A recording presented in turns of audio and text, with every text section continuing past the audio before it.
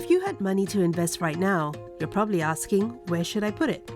Should you shift from safety to opportunity for better returns and growth? If you want very safe bonds, you can look at Singapore government bonds or quasi-sovereign Singapore quasi-sovereign bonds. I think recently there was a ETF that was launched based on a fund that invests in high-quality short-term bonds in Singapore.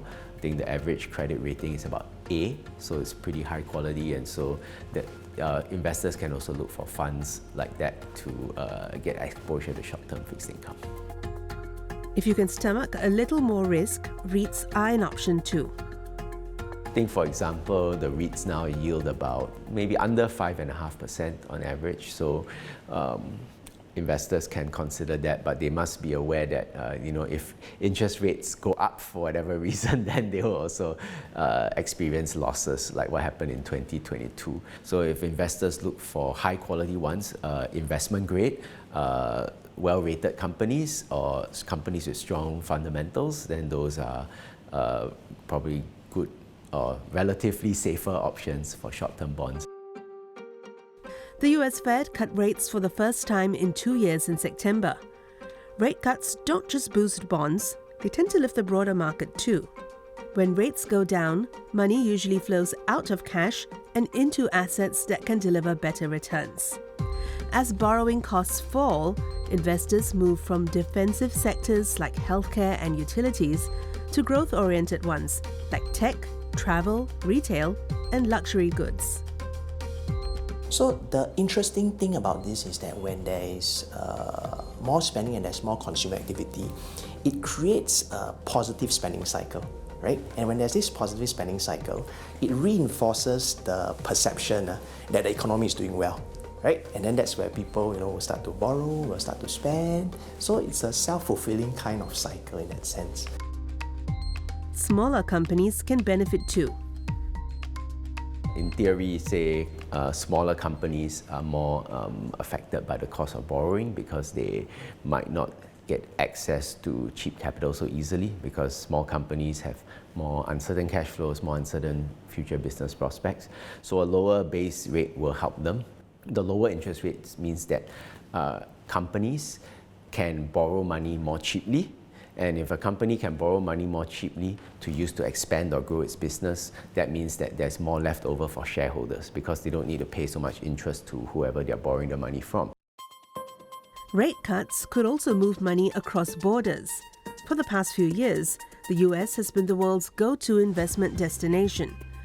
As rates fall, emerging markets start looking more attractive. That's because their debt is usually in US dollars, and the USD tends to weaken when rates go down. As a result of that, the ability for these countries or companies to repay this debt is perceived to be easier. From an investor point of view, in addition to how much money they can make, stability and minimal volatility or the governance of a country is also important, right? Financial stability is also important.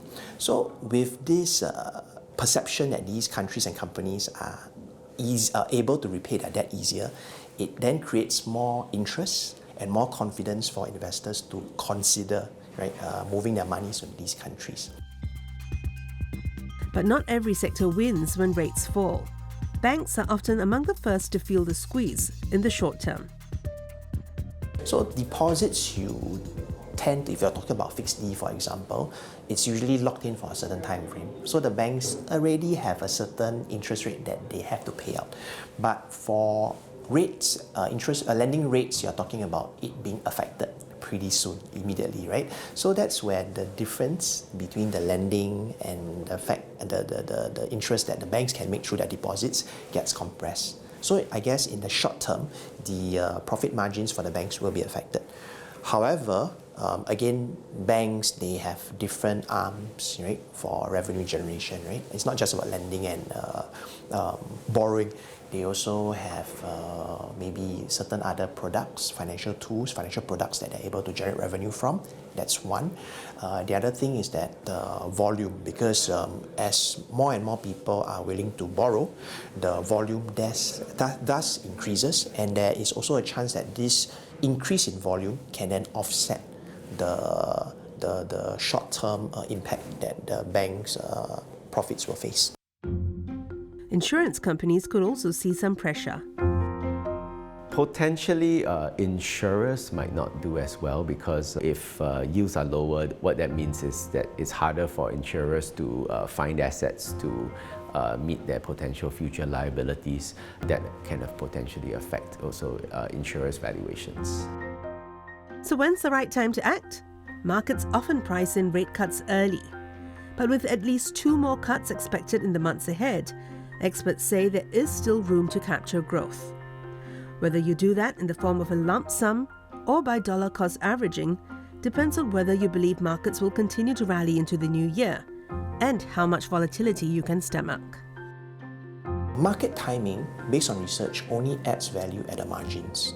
Right? By margins, I'm talking about less than 10% of a portfolio's performance. So what forms the bulk of the portfolio performance is actually 2 things. Number one, the investors' discipline and consistency towards following through with their portfolio strategy. That's number one.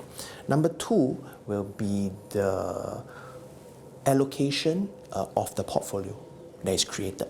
I think in general, the data always shows that if you put in a lump sum, you typically do a lot better than averaging it out over time, because you start to benefit from the compounding effects of markets going up. Above all, experts say make sure you focus on quality stocks with good fundamentals, as this is more important than the overall macroeconomic picture, whatever the rate outlook. Investors should just always remember that we are investing in companies, in businesses. So in the end, what's core is always business environment and how well the companies do. I think the key part is they're making products that people want to buy. Then I think investors should focus on that when they're investing and remember why they're investing, so that they can sort of stay invested and not be too affected by the short-term news around macro events or around interest rates and other things. Because I think one example would be, despite all the various ups and downs in the economy, I think people are still paying their internet bills, paying their telco bills, buying iPhones or buying smartphones to use. So I think finding the companies that provide these services would be absolutely key to just having a good investment experience.